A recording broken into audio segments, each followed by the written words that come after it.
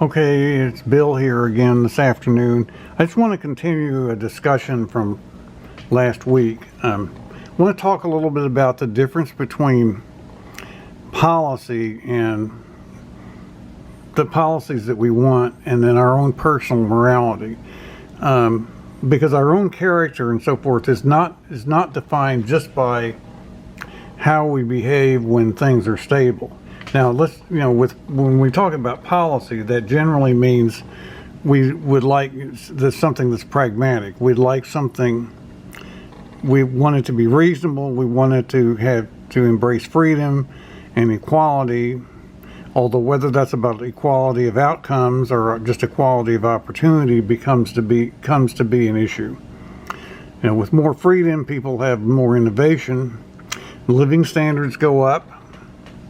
On the other hand, as living standards go up and as people become more interdependent on infrastructure, there's more vulnerability to disaster. As you know, whether you're talking about the power grid or whether you're talking about the fact that increased air travel, for example, made us very vulnerable to the pandemic. Globalization did. When you have a lot of people left behind, when you have a lot of inequality, you have less stability, which means there is a greater risk, if it goes on long enough, of a revolution of some kind or even expropriation. In all those cases, it matters. It's a question of your character as to how you behave in any situation, even if the world changes very abruptly. And of course, many people in the course of history have lived through enormous change, and losing everything and having to start over again. So whether you can deal with that, that's a reflection on your character. So, your character is partly about your stability, whether you pay your dues, whether you're good at your job. And of course, the radical left thinks insisting that you be good at your job is exploitation and oppression, but that's another matter. Whether your behavior is harmless. We're used to the fact that you wear a seatbelt, that you don't drive and when you've been drinking. But now you don't walk out in public without a mask because we're responsible for other people's health from our own germs, and that's because of something that's happened overseas and been brought here. It's something that's very sudden, but all of a sudden we're thinking about our responsibility to people who are maybe more vulnerable than we are as something we have much more personal involvement in and much less personal choice about than we did even 6 months ago. Things changed very radically during the middle and the last part of March. So a lot of your personal character, a lot of it has to do with whether you can deal with sudden hardship. And the virus certainly has caused that, but it could be other things. It could be war, the power grid, that kind of thing. Whether you can step up and willing to meet the needs of others, whether you're willing to share risks of others, whether you can put your own skin in the game. A lot of this is something that happens because it's coerced, and it's something that I call conscription. Just like we had to deal with the military draft back during the Vietnam War, and the fact that we still have a selective service system. We still make people register for it based on their birth gender, and I'm surprised that nobody talks about that much.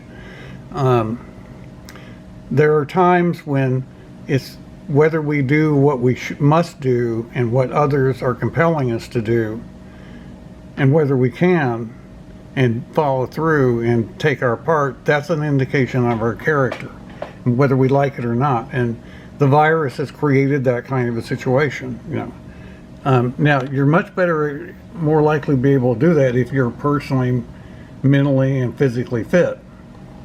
It won't cost you as much to do that unless you, of course, go into battle, join the military, or expose yourself to danger. You're a fireman or even a healthcare worker sometimes without adequate personal protection equipment, for example. A lot of people think you're better able to do that if you know how to use a firearm to defend yourself. And that's an idea that I have some sympathy with. The problem is, if you can't take care of yourself, then someone else is going to have to step up and do it for you, which puts them at risk. So that's an essential moral problem. Now, the way out of the dilemma of the fact that if you were somebody that got the benefit of help from others because you weren't as competitive as other people when you were a child, and I was not because of my dyspraxia, then the question is, can I do that for somebody else? Can I, if I was lifted up, can I lift somebody else up? Just like in Josh Groban's song, "You Raise Me Up," and so forth. And I don't think I've very lived up to that expectation. But that's kind of the way out of this dilemma, isn't it? Is if something was done for you when you weren't as maybe as competitive as other people around you were, and maybe it wasn't your fault. Maybe it's whether it's your genes, or maybe it's a disability, or maybe it's something systemic, and we'll get to that in a minute. If somebody pulls you up, will you pull someone else up when maybe otherwise you would not have felt particularly interested in associating with that person? That's a basic question that's very hard for us to deal with. And then a particularly important part of this right now is when you brand yourself online with an online presence, like a YouTube channel or a website, or a blog like I have.